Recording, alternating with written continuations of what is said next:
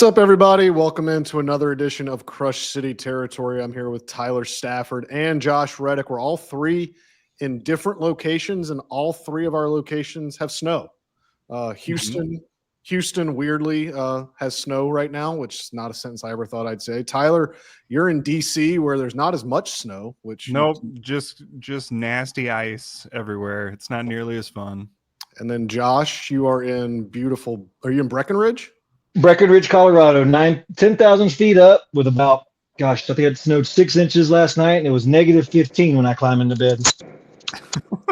I mean, it snowed 4 inches in Houston, and the entire city is shut down. So if you want to shut down the fourth largest city in the nation, then just dump 2 inches of snow on the ground, and everything will grind to a halt. But that's why we can. That's why we can do this. That's why we've got all day to just talk and get this podcast done. And I think today, Josh, we wanted to talk about, we've talked a lot about Kyle Tucker's departure this winter. Obviously, it's been the biggest storyline associated with the Astros. And we've done a lot about, why the trade happened and who Kyle Tucker was as an Astro and kind of how he evolved. But I think now it's time to move into what is left in the outfield. And there's a lot of unsettled, jobs out there. Chaz McCormick and Jake Myers are obviously the two guys that are going to stand to play the most. But as of right now, I can't tell you who's going to be in left field on opening day. There's some roster battles to be had in camp. I guess, Josh, outside looking in, how would you size up this outfield going into 2025? I think it's, I don't want to use the word disappointing because, when you look at last year's team, you had Jake and Chaz splitting time, and now they're slotted to be everyday guys. And when you're looking at it from a baseball business, the numbers just don't really add up for those guys to be in there every day because they've obviously had their struggles against, the extended playing time and all that kind of things. But I think that just there's a move that needs to be made. I honestly, is it Santander is not signed right yet? Not yet. He just agreed yesterday to terms with the Blue Jays. He got 5 years, $92.5 million. The Astros were never going to be in that ballpark.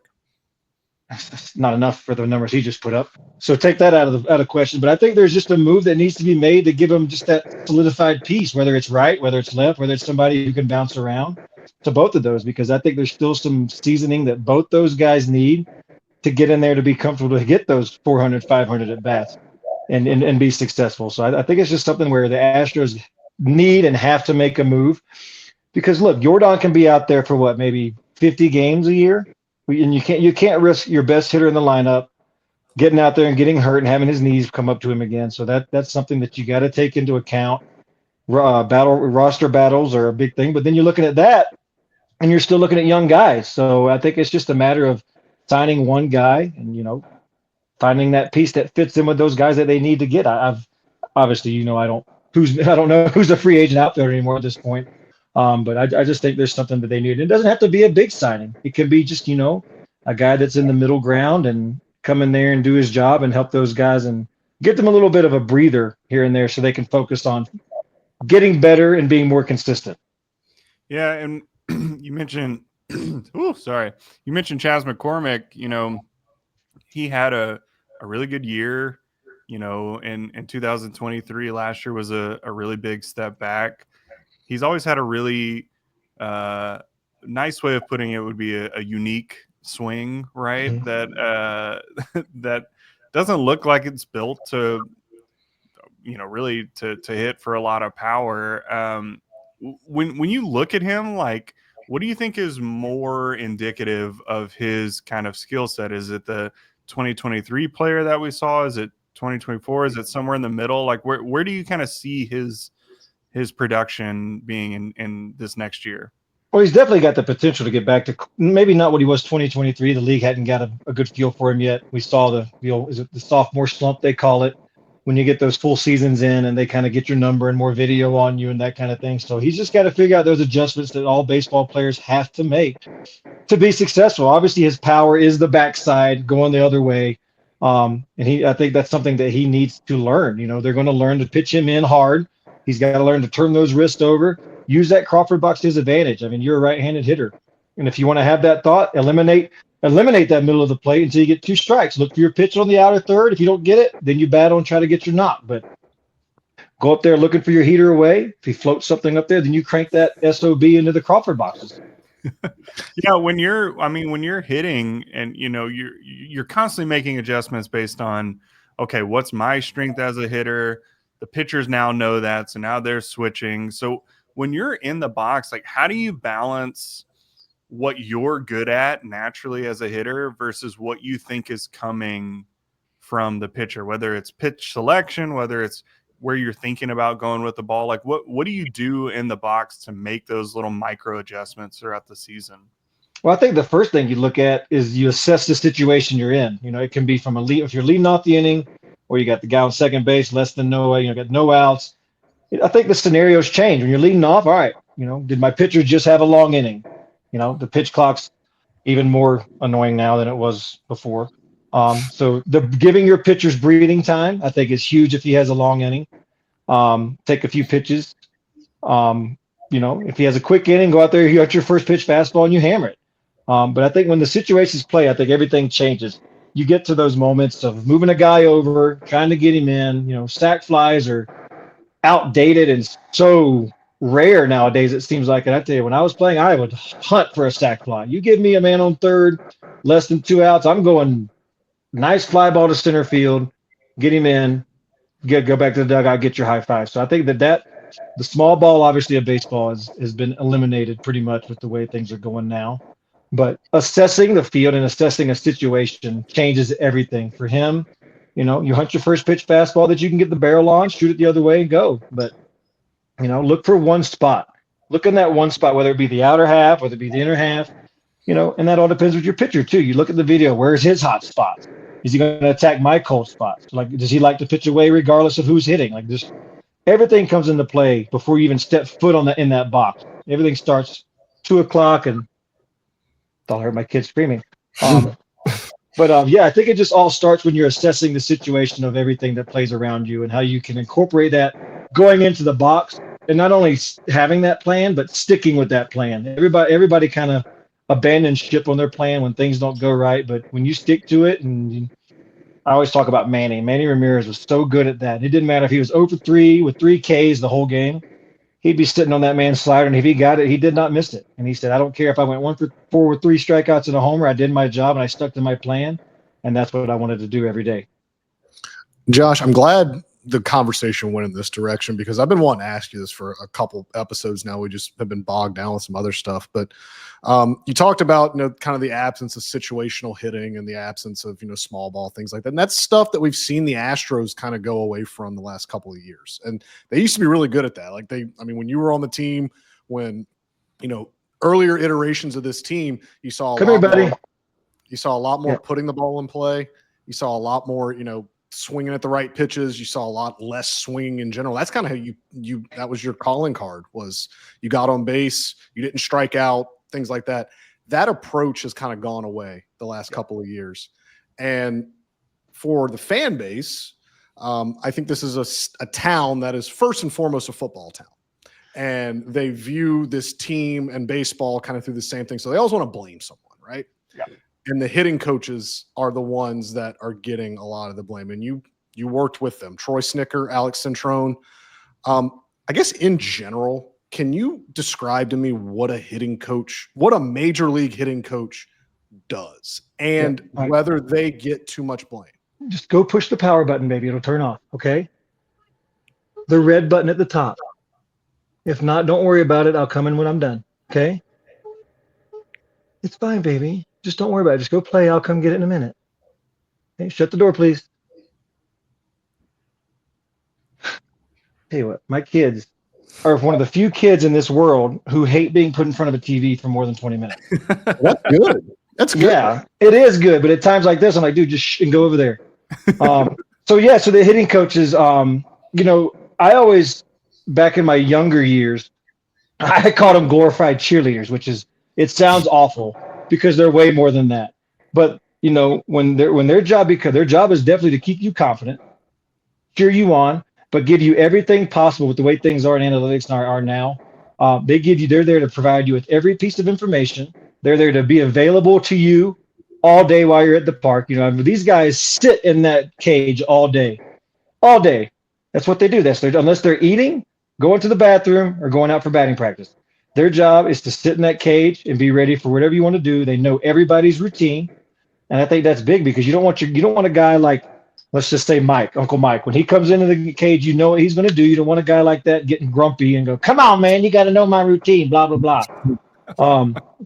But I think it's just for them. Their biggest job is to just have every bit of information they can on every pitcher for that day, every piece of starter information, every bullpen guy who's up that day, who's been hot, who's been not hot, where they're leaving, what pitch in the zone, what pitches they're going for their strikeout. It's just their abundance of information now with the analytics is just everything they can have at their disposal, whether it be the computers in the cage, you got the iPads in the dugout, you got folders with sheets everywhere. So I think they're giving everything possible they can do, but they cannot go into that batter's box with you and swing the bat. So you can't blame hitting coaches. I'll never understand that unless they're doing something crazy that's causing your team to fail to that degree. They're not going to the batter's box with them. You can't control the Astros being horrible at home last year. You cannot blame these guys because they're not up there swinging the bat. The guys that are making all these millions of dollars are up there getting it. When they're not getting it done, you point at them. You don't point at the hitting coaches. What about, I guess specifically, since you worked with both of them, what did you like about Troy Snicker and Alex Centrone? And what I mean, obviously they've both had the hitting coach role in Houston for a very long time. So their longevity is something to marvel in today's game. And obviously the Astros have had a good lineup, throughout their tenure. What makes them guys that, people gravitate toward and people want to talk hitting with? For me, it's been very simple. It was just being approachable and being there to talk to you. Don't BS the player, and you won't get BS. You can't. This is a man's game. You can't go in there and just BS your way through all this stuff and all these games. These guys, they're, like I said, when they're there and available, that's step one, because there have been people who weren't always available in my time, and I'm not going to say any names because I'm not that guy, but there's been organizations that haven't been the best of doing that job. So to be there and be available, and the thing I did with Snit and I got along great. We're Georgia guys, go Dogs. Never going to miss that opportunity. But Snit was so great because he'd hang out with the guys away from the field. He'd go to dinner with us, and it was always great conversations. When we weren't talking baseball, it was just talking life, and just, you weren't really having that coach-player relationship. You could actually look at him as somebody, oh, this guy's kind of, he's kind of my buddy at this point. So it's somebody that you can trust and somebody that you can talk to not only about baseball, but about life, because as everybody knows, our lives are so hectic with the travel, with the schedule and everything. To be able to have kind of like that therapist moment you can have to get stuff out and not hold it in, it makes a big difference as opposed to coming to the ballpark and just keeping it inside. Yeah, and so obviously we talked about Chaz and hoping that he can kind of regain some of that success that he found. We've seen flashes of it from Myers, certainly more from the defensive standpoint.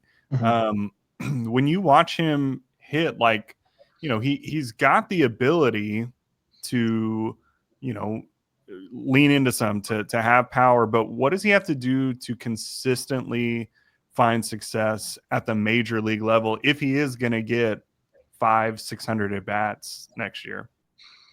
I always talk about routine. You stick to your routine. You stick with one which you have in spring training.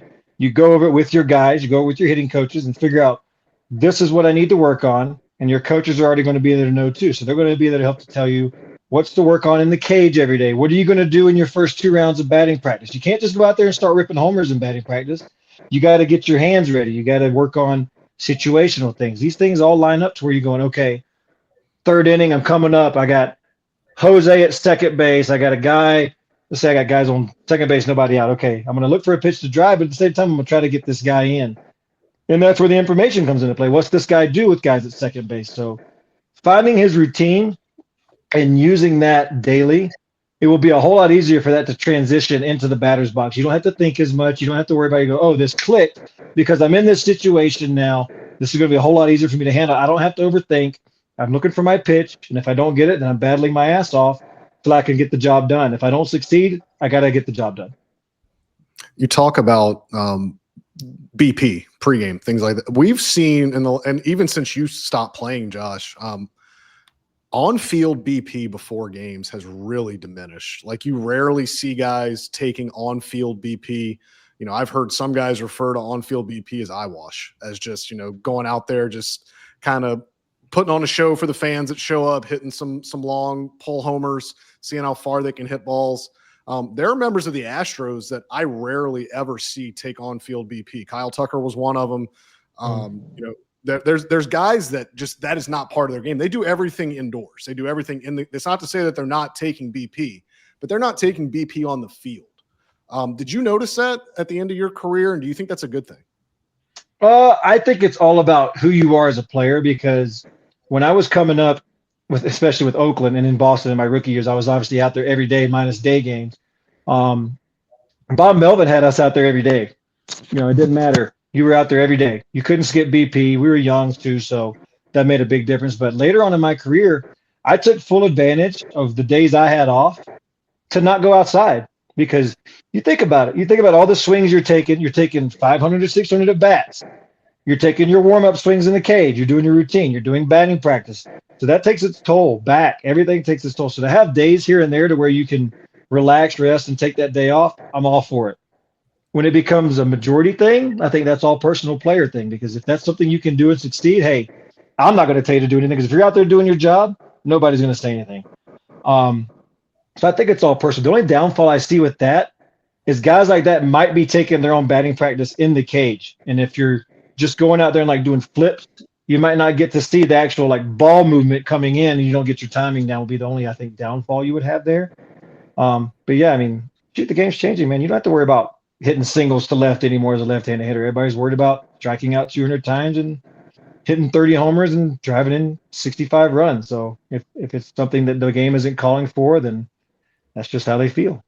If you hit 30 home runs and drive in 65, you got a terrible lineup in front of you. That's a rough season. You see it every year from at least one guy on the team. On every team, there's always one guy. I mean, I can't think, because I wanted to say Schwarber, but that's stupid, because I think he hit 40 and drove in 100. So that's bad. but he still hit like 206, and I was like, but every team's got somebody like that, and it's pathetic to watch, because I'd rather take a guy like, I don't know if you guys remember Casey McGee. Yeah. Played third base for the Marlins. Yeah. My man hit like 290, hit 5 home runs, and drove in 96 stakes. I'm like, I'm taking that guy over the guy hitting 206 with 40 and 65, 100%. I mean, John, I will bring up, we just talked about Anthony Santander, who just had a wonderful season. 44 homers, 129 punch outs. Had a 308 OBP and then hit 235. So, I mean, and we just talked about it. That's not bad. That's not horrible. No. But it's a little bit of the antithesis of kind of the player you're describing, which is the hit the ball to the right side when it calls for it, like not giving it bat away, but kind of know what you have to do situationally. But Santander goes out there, hits 44 homers, strikes out a good bit, has a 300 on base percentage, and gets $95 million. So I mean, that's what's getting people paid today. So it's got to be a tough balance for these hitters to have, because they want their team to win, but they also want to get paid. That's the sad part about baseball. Players are looking towards money before winning. Yeah, I mean, that's what I was going to ask. Is there something that the coaching staff or maybe the veterans on the team do to instill that team first mentality for hitting? Because like you said, sacrifice flies aren't, as big anymore. Even just like a ground out to second when there's a guy on second and no outs is a big deal. Like, that's helpful for the team, but it doesn't necessarily look good in your box score at the end of the game. What do the coaches or the team do to put that mindset into every player for every at bat, that you're part of a lineup? You're not 9 individual players going up there to build a stat line for yourself. You're trying to win the game. Like, how do you communicate that to the whole team? I honestly don't think they do. I don't think the managers and coaching staff incorporate that at all. But fortunately for me, when I got out, it was something that, was still in transition to that. When I was still there in Houston in the COVID season, we still had that great lineup to where, we did anything it took to win, whether it was Altuve getting the guy over, whether it was, Correa getting the guy over. or guys like myself at the bottom of the lineup getting guys over. It's just I think we knew what it took to win, and we didn't care. I don't care how ugly that box score wins as long as you win. And I'll quote one of my favorite shows, it's Shorzy. They don't ask how, they ask how many. And that's one way to look at it. When you look at that box score, that's irrelevant to me as a player. When I look at the end of the day and I see that W, that's all that matters to me. So I think I really don't think you see it too often now. Coaches aren't really trying to do that, and I think it sucks for the game. But that's just my opinion and the way the game is. I think the one thing that has plagued the Astros a little bit since that COVID year, since that lineup you're talking about, the team has lost Michael Brantley. It's lost you. It's lost Springer. It's Springer. It's going to lose Alex Bregman. Correa. These are really good players, but there's also a common theme with all these guys. Like, very rare, not huge swing and miss guys, not huge strikeout guys. They put the ball in play, and that was something that's Jeff Luhnow has said that's one of the reasons they targeted you in free agency before the 2017 season. They needed this lineup to be able to put the ball in play more. They struck out way too much in 15 and 16. And now you've got a lineup of a lot of free swinging guys. Yainer Diaz is a great young player, but he swings at everything. Just chases a ton. Jose Altuve, he's going to the Hall of Fame, so we're not going to criticize his approach or anything, but loves to swing. Big free swinger. Mauricio Dubon gets 300-400 plate appearances, one of the freest swingers in baseball. Chaz McCormick, Jake Myers, kind of the same thing. So it's kind of like the makeup of this lineup has been less about putting the ball in play. It's been a lot more. They're trying to find some slug, and they just, they have not been able to find consistent enough slug to the point, Josh, where I don't know, as you were watching the Astros last year, it kind of felt like if they didn't hit a 2 or a 3-run home run, that team wasn't scoring. No, it did feel a lot like that, because you look back at their early season struggles of everything. They couldn't hit with runners in scoring position all year long. And I remember that's all I talked about on post game was runners in scoring position. Somebody get a hit. And that goes back to those strikeouts. When you look at guys like, the Schwarbers, the Santanders, Javier Baez, just all these guys, like you take away 40 strikeouts just by trying to shoot one the other way with a guy at third, 2 outs, or a guy at second, 2 outs. Think about how many more RBIs you could have, how many more runs you could score by getting that duck fart that falls, the dying quail this way. Like, there's just so many better options to just shorten up, shoot one the other way, get your RBI, and give you guys a lead if you need to. I can never understand that. Like, tone down the swing, try to rip that single up the middle. You're going to drive in at least 15 to 20 more, and that could be the difference between 100. That could be the difference between that nice round number of 75, 80, 90. So I'll never understand it. I don't know, and I always say I should still be playing, but I really don't know if I could survive and deal with it in this way the game's going right now, because I'd be the one guy that we going, guys, come on, we need some hits. We don't need the freaking 5-run home run in the 5th inning. Like, go out there and piece some knocks together. And that's what we were so good at when the Astros rolled around. We would, crooked number here, crooked number that inning, crooked number inning, 7-run this inning, 1 this inning, and it was just constantly go out there and beat the living crap out of these guys. And try not to do it all at one time. Beat them over the course of 9 innings. So is that something that a hitting coach can, improve? Is that something that, when you're in the cage where, hey, I know that you've got your routine or whatever, but something important for our team this season is these small situational hitting. So we're going to work on whatever, this drill where you start poking the ball the other way, or I want you to ground it at the pitcher's ankles. Like I want you to literally try to hit the pitcher's ankles on this pitch. Like, is that something a hitting coach can do? Is that really their job? From the outside looking in, is that something that, how do you change that culture in a team? So in the cage, I think it's probably not best to address something like that. I remember when I played, our first 2 rounds were usually, for me, my first round was always just 1 hop shortstop, 1 hop to the shortstop, hard 1 hop to the shortstop. Get your hands inside the ball, drive the baseball. Second round, you do a situation. You do 2, get him over. Got a man at second, get him over. 2, get him in less than 2 outs. There's your sac fly practice. Infield back, ground balls up the middle of shortstop and second base. Perfect, got him in. Sac flies also work.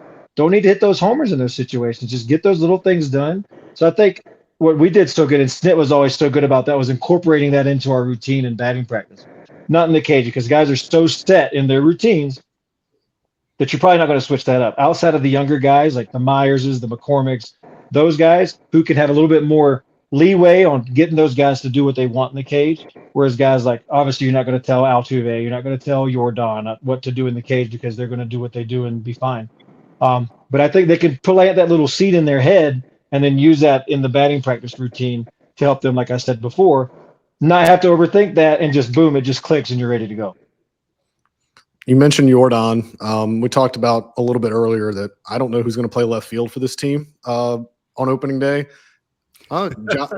Josh is available. He's hydrating, drinking Pedialyte. He's ready to go. Does anyone know a left-handed outfielder that could put the ball in play that might be helpful for the Astros? I've lost 10 pounds in the last 2 weeks. I'm working out again too. So, hey, I'm ready. There we go.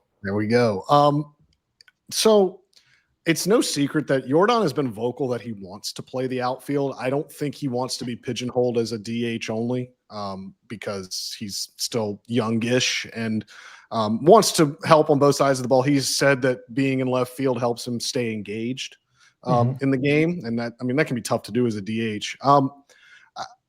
Sticking him in left field at Minute Maid Park is probably okay. There's not a lot of room to run. He can. What's Minute Maid Park? Daikin Park. Daikin Park. Oh man, I'm going to get a phone call about that one. And Jordan's got a nice little arm in the outfield too. He's cut some guys down at home plate. Some third base coaches have just kind of been automatically sending guys on him, and he's made them pay. I guess, Josh, since you played the position, can you break Jordan down as a defender in left field? And then let's just say they hand you the keys to the team. How much would you want to play him out there? Well, I'm with him too, because you talk about staying engaged in a baseball game. I personally hated DHing. So for that reason, because it's hard to stay loose, it's hard to stay involved. So that might be something he could benefit from playing out there more than normal. He might keep his legs stronger in that regard. But I think you go, if I'm the GM, manager, whatever, I'm obviously talking to this guy every day. I'm picking my spots for him. He's definitely playing more at home. He's playing majority of them in Fenway. I think you pick your short porches. I think you go, obviously, Seattle's probably not going to be a good choice for him. Sacramento, not going to be a good choice for him because it's huge. And then you go to Arlington, pretty big, but you can't just keep him in there at home. You got to find spots for him around the league to really get him out there. And if you pick your spots right to give him workloads that are very minimal, it can benefit him in the long run for keeping those legs stronger. Now, you give him one there every now and then in those big outfield parks to kind of get some other guys off their feet and get him out there, keep him engaged. But, if I'm looking at it, if I'm Joe Espada, I'm talking to the kid daily. I'm figuring out what he wants to do. We'll work out a program with you and say, hey, look, we'll get you in some big fields, but we're going to majority play you on these short porches like Minute Maid, like Fenway, all these guys, just where you can keep your work minimal. If it's over your head, it's either gone, you turn it around, throw it back in. And if anything else, you have to come in and get it. And then you have great Jake Myers, whoever's playing center field, have him, if you're, let's just say you're in Detroit, bandbox out there. And you play Jake on that side of the field. I think you move him on that side of second base to help, kind of counteract his speed and his lack of range. And then your right fielder just has to make up for it. So there's definitely spots for him to be able to do it. And that's really good that he wants to do it, because it could make him not only a better player, but it could keep his legs stronger to make him a better hitter. And I would imagine it's probably starting pitcher dependent too, right? Like Fromber and Hunter Brown are just not going to give up a ton of fly balls. So you can take the risk to put Jordan out there and say, most of your game today is going to be picking up grounders that got between, the hole on the left side of the infield. So, I would imagine that's probably a way too that you could get him more involved in the game. Right. Yeah, that's a really good point, because I never even thought about that. You get your strikeout guys and your ground out guys. They're going to keep his work minimal, and all he has to worry about is just jogging in and out of the dugout. We don't talk much on this pod, or we haven't done the interest thing. The Astros are interested in this guy, not interested in this guy. But there is an outfielder out there that I do know that the Astros have expressed interest in. It doesn't mean they're going to sign him. I don't want that becoming a thing. Just know that they've talked about it. internally, externally, they've talked about, and it's Alex Verdugo. Did not have a great year last year in New York, but certainly fits, I think, everything we have talked about that the Astros need. He is a good defensive left fielder. He's a left-handed hitting bat. He does not strike out. He puts the ball in play. Now, look, he didn't get a ton of hits last year, but it's one thing that this lineup doesn't have a lot of. He doesn't swing and miss. He takes his walks. He'll get on base, that sort of thing. And because he did not have a great year last year in New York, he'd come relatively cheap, and the Astros are probably shopping in that end of the market given their payroll and where they're at right now in relation to the CBT. So I'm going to throw that name at you, Josh. Again, I don't think it's going to happen, but it's at least someone that they've thought about. What about Verdugo or someone like that, someone of that ilk to come in here and just be a veteran that's been around and that does a lot of things that a lot of hitters in this lineup don't do? I completely agree with that. I think it's a good signing for him. And I think, it's not somebody you're probably going to give those 500 at bats because of last season, unless he gets hot and figures it out. But I think he's just the guy they need. He's a guy who's been in every team he's been on, they've won. I mean, he came from Dodgers, Boston, New York now, right? Those are only 3 teams, I think. Yep. So he knows what it takes to win. And then, that's something that kind of gets pushed to the side when it becomes the stats numbers. And I've always bragged about it for me is, I was in the playoffs 9 out of 11 years in the show when I was in the full season. So, and a lot of that goes out the door. But when guys know how to win, you look back at Johnny Gomes. Johnny Gomes is a perfect example. My man could hit it a little bit. Great clubhouse guy, great dugout guy, great team guy on the bus. But man, everywhere that guy went, they win. They get to the playoffs. I mean, he came to Oakland in 2012. Boom, playoffs. Goes to the Red Sox in 13. World Series. Goes to, I don't know who he was with in 14. I can't remember who he was with. We got him back in 14 in Oakland. We got Lester because he was still with Boston. Comes back. We flip our season around, end up winning. Get into the playoffs. 15, he goes somewhere and then gets traded to the Royals and wins the World Series with the Royals. Like, guys like that are a dime a dozen in the show, and they get taken for granted a lot because you look at 12 years ago, guys like Johnny Gomes would be getting paid 2 years and $12 million just to get 200 at bats and help the boys win. And I'm a little biased because that was me, and I've kind of got rid of that. But those guys like Verdugo are guys like that because they know what it takes to win. They have that winning feeling. They have that winning mindset. And when you get guys like that who know how to win, they flock to guys that flock to those people tend to get more upbeat and have a more happy moment about being at the baseball field. Verdugo has nothing on Will Smith. No, he does not. Four in a row, right? I believe it was 4. I know it was 3 World Series in a row. I don't know because I think it was 4. Because he went Braves, Astros, and then he was with the Royals. Braves, Astros, Rangers. And then he was with the Royals this year, and they made the playoffs. They didn't make the World Series, but they made the playoffs. Yeah. Who was he with before the Braves?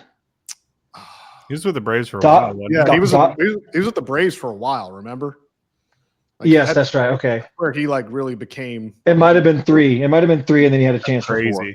It was 3 World Series in a row, and then he went to the Royals this past. I know what it was. There's been a Will Smith. There's been a Will Smith that's won 4 in a row. That's what it was. That's what it was.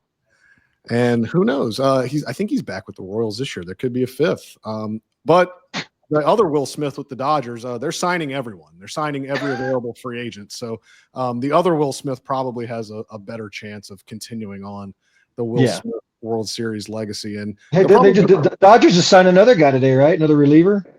Kirby Yates. They're in agreement. Yeah. Josh, I think if you just sent their front office an invoice for 3 years, $20 million, they would just sign off on. I don't even think they would double check. I think that is the one team that will never sign Josh Reddick ever again.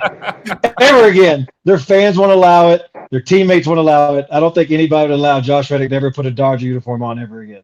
Just put a mustache on and change your name. They're not going to double check. They're giving away money like it's candy. And they're deferring it all. And they're deferring it all. As long as you're okay with deferrals, I think they'll be okay with it. I always talk trash about that organization. Well, I don't even talk trash because I had a great time with that organization, the fan base that I don't get along with. Everybody hates on them, but you know what? If you got the money and you got the know-how and you can have the ability to do what they're doing, why the heck wouldn't you do it? You cannot be mad because they are the team that can do it, and they're actually doing it. Yankees did it in the 2000s. In the 90s, you're going to buy, you can't buy championships. What do you think you do to free agents? You buy them to win. It's objectively good for baseball to have 100%. a super villain team like that. Absolutely. It is good to have one team that everyone, I mean, look at the NFL with the Chiefs, like everybody you watch in awe, but everybody is tuning in to root against them. That's who the Dodgers are. And it's good to have that. You want to have storylines, you want to have heroes and villains. It's good for baseball to have a team. Now, is it frustrating to watch all of the good players that maybe you want as a fan or as a teammate go to another team? Yeah, sure. But doesn't matter. A team's going to do it. It's not like they're ruining the sport by signing a bunch of good Not players. At all. Not at all. They're creating a dynasty. That's what they're doing. They're looking to build themselves a dynasty, and they're looking to build that trophy shelf that they already have that's so extensive anyway. So you cannot be mad at those guys, regardless if you like them, if you don't like them. They're doing what should be done in baseball. And Josh, you know it best. Like the best team on paper rarely wins the World Series. 2019. Yes, 100%. I didn't want to bring it up, but yes. Hey man, I'm retired. I can talk about anything. But I think, and Ken Rosenthal wrote this in a column this morning that I thought was spot on. Everyone that's complaining about the Dodgers, everyone that's about their payroll, about the deferrals and everything, really inside, and Ken epitomized it best. They're just jealous, and they're just mad that their owner isn't doing it. They're envious. And they've got the Dodgers have some built-in advantages with their TV deal, and obviously what Ohtani did for them deferral-wise. And that's why Ohtani did it. Ohtani did it because he wanted to be surrounded by a good team. But we'll end on this. All 29 other teams have now had 2.5 months to sign Kirby Yates. Yep. They had 2.5 months to sign Tanner Scott. Yep. Why didn't you? If Kirby Yates I think Kirby Yates is getting a 1-year deal. You're telling me like a contender out there couldn't give Kirby Yates a 1-year deal that wasn't the Dodgers? Like Tanner Scott, that's a large deal for a reliever. But if you're out there trying to win, if you're a contender trying to win, hell, give the Astros credit. I don't know how the contract's going to turn out, but last year they were trying to win. They went out and gave Josh Hader 5 years, $95 million. And it was 100% worth it. Yeah. And that's the sort of deal. Like the Dodgers keep doing that, weekly. The Astros, that was like a once in a ownership style deal. Yep. Like the Dodgers keep doing it weekly. And I think that's what frustrates a lot of people. But again, I think on the inside, I think they wish their owners would be that aggressive. But I think the good thing for the Astros case is if they do play the Dodgers, it won't be until the World Series. So they keep kind of making the National League this big bad bully, but the Astros are in the American League, and maybe they'll be able to ascend. And who knows what their outfield's going to look like, but appreciate Josh breaking down what they do have available and maybe what he would like to see them have. We'll be back next week. Who knows where we'll all be? We'll probably all three be in different locations again. But I'll still be here. If 3 inches of snow in Houston have melted by then, maybe I'll be able to get on the road and go elsewhere. Maybe next time I'll go live from the ski lift for you. There we go. Yeah. Let's do it. Until then, if you want Josh to do that, please leave it in a review on Apple. Please rate and review us on Apple. Subscribe to the YouTube channel. We're over 1,000 subscriptions already on YouTube. We just need to keep climbing that number. It's free. Just hit the red button to subscribe and you'll get an alert every time we post a new podcast. We appreciate you guys listening. And for those listening, I have a USA ski suit that I could wear for the show too on the ski lift. So it's not quite the Speedo. It's got a little bit more coverage than we're used to on me, but it still looks great. It's on you, guys. In April, you could probably go down into Speedo and in Breckenridge. You'll be all right. You can do anything once. I can do anything once in the weather. So, guys, it's on you. It's on you. Rate and review us. I believe we're at. Let me check. Okay, let's actually do this. I'm checking right now. We've got 45 ratings on Apple right now. We're 4.9 out of 5. So thanks everybody. Yeah. If we get to 55 by next week, I'm asking for 10 ratings. If we get to 55 by next week, Josh, will you put the USA get up on and go live from a ski lift? 60. Let's make it a little There bit you more. go. I have no shame. I'll do it. I have no shame in doing it, but 10's a little bit too easy. Yeah. So Okay. you want Let's do it 60. 60 total ratings, so 15. Okay. So between now and next week, 15 total ratings. If we get up to 60, we'll have Josh on a ski lift and in our USA ski apparel. So it's on you now, guys. We've put the ante up. It's on you guys to call it. But we appreciate, again, all the outpouring of support we had. Rate and review on Apple. Subscribe anywhere you get your podcasts, and we'll be back next week. Thanks, guys. Bye. Appreciate it.